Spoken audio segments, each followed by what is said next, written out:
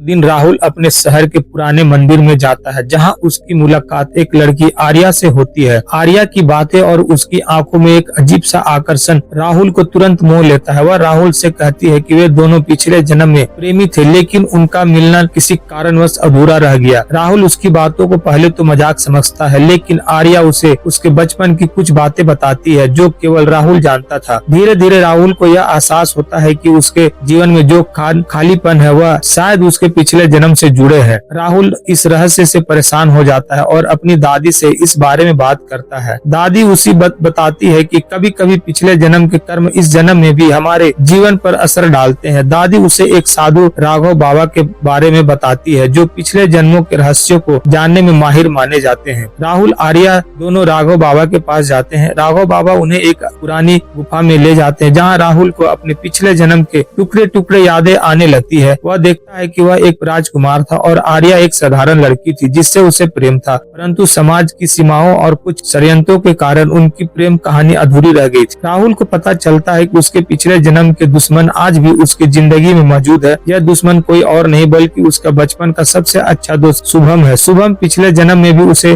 धोखा देकर उसकी प्रेम कहानी को खत्म करने वाला व्यक्ति था। राहुल को अपने प्यार को बचाने और पिछले जन्म की गलतियों को सुधारने के लिए बड़ी संघर्ष करना होगा। कहानी का अंतिम हिस्सा तब आता है जब राहुल और शुभम का सामना होता है। यह लड़ाई केवल वर्तमान की नहीं बल्कि पिछले जन्म की भी है। राहुल को यह समझाना होगा कि क्या वह अपने प्रेम को बचा पाएगा या फिर इतिहास खुद दोहराएगा। राहुल अपनी आत्मा के अंदर छिपे एहसास को पहचानता है और अनंत अपने प्यार को बचाने में सफल होता है। इस बार वह न केवल अपने जीवन को बल्कि अपने पिछले जन्म के अधूरे प्यार को भी पूरा कर पाता है। उसकी जिंदगी के सारे रहस्य खुल जाते हैं और वह आर्य से इस जन्म में भी एक हो जाते हैं। राहुल का सबसे अच्छा दोस्त शुभम और राहुल बचपन से ही साथ बड़े हुए और दोनों के बीच गहरी दोस्ती। शुभम एक मजेदार और हंसमुख स्वभाव का लड़का है, लेकिन वह थोड़ा चालाक और आशावादी भी है। वह हमेशा राहुल का साथ देता है और हर मुश्किल में उसके साथ खड़ा होता है। हालांकि कहानी के दौरान शुभम का असली चेहरा सामने आता है। पिछले जन्म में वह राहुल का दोस्त होते हुए भी उसका दुश्मन था, जिसने धोखे देकर राहुल और आर्या के प्रेम को खत्म कर दिया था। इस जन्म में भी शुभम की वही आदतें और इरादे जारी रहते हैं। राहुल को इस बार न केवल अपने दोस्त पर विश्वासघात का सामना करना पड़ता बल्कि उसे अपने प्यार और जिंदगी को बचाने के लिए शुभम के साथ संघर्ष भी करना पड़ता है।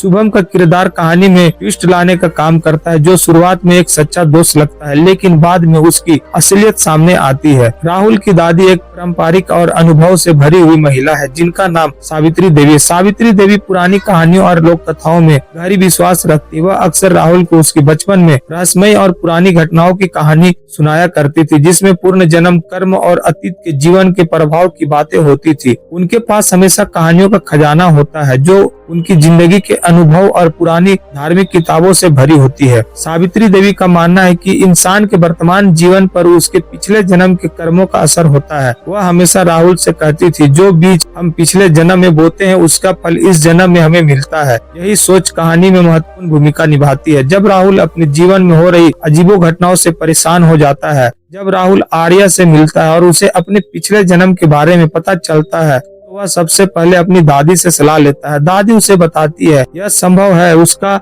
अधूरा प्रेम संघर्ष पिछले जन्म से चला आ रहा है। हो उसे राघव बाबा के पास जाने की सलाह देती है, जो पिछले जन्म के रहस्यों को जानने में माहिर माने जाते। दादी के किरदार में जीवन के गहरे अनुभव और पुरानी भारतीय सांस्कृतिक झलक है। उनका विश्वास और उनके दादी द्वारा दी गई सलाह राहुल की यात्रा में महत्वपूर्ण मोड़ लाते हैं, जो उसे उसके जीवन के गहरे रहस्यों और उसे ले जाते हैं। राघव बाबा एक पुराने साधु है जो एक गुफा में रहते हैं और साधना में लीन रहते हैं। उनकी उम्र लगभग 70 से 75 वर्ष है, लेकिन उनकी आंखों में ज्ञान और अनुभव की गहरी चमक है। राघव बाबा की लंबी सफेद दाढ़ी और गहरी आंखें किसी व्यक्ति को मंत्रमुग्ध कर देती है। वह अपने बहुत ज्ञानी और आत्मज्ञानी है जो जीवन के रहस्यों को समझते हैं। ज्ञान और अनुभव राघव बाबा ने जीवन के भिन्न भिन्न पहलुओं का गहराई से अध्ययन किया है। उनके पास पिछले जन्म के बारे में बहुत सारी जानकारियां हैं। वे उन लोगों की मदद करते हैं जो अपने जीवन में उलझनों का सामना करते हैं। राहुल की यात्रा में मार्गदर्शक। जब राहुल आर्या अपने पिछले जन्म के रहस्य को जानने के लिए राघव बाबा के पास जाते हैं, तो वह उन्हें अपने जीवन के गहरे संबंधों के बारे में बताते हैं। राघव बाबा पहले से ही राहुल की आत्मा को पहचानते हैं और उसे अपने पिछले जन्म की घटनाओं के बारे में बताते हैं।